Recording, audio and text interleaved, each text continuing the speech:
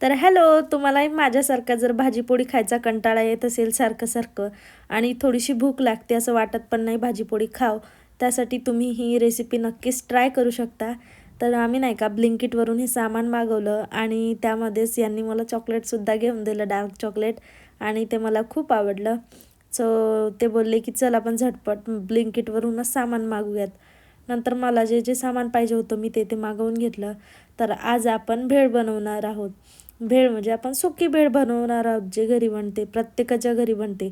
आम्ही लहान होतो ना, तर तेव्हा आमची आजी बाजारामधनं भातकं किंवा आपण जे म्हणतो चिवडा वगैरे आणायची. तर त्या चिवड्याचे आम्ही अशी भेळ करायचो आणि आत्ता पण मी तशीच भेळ करते. सर्वात आधी ना मी हे मुरमुरे हळद आणि तेलामध्ये भाजलेले आहे आणि ते क्रिस्पी होईपर्यंत आपल्याला भाजायचे आहेत. आणि मुरमुरे वगैरे भाजल्यानंतर काय करायचं आहे आपल्याला, की कांदा, टोमॅटो, कोथिंबीर छान बारीक बारीक कापून घ्यायची. आता हे कापणार तर मी नव्हते, म्हणून काय मिस्टरांकडून मस्का लावून ही कोथिंबीर वगैरे टोमॅटो कापून घेतला.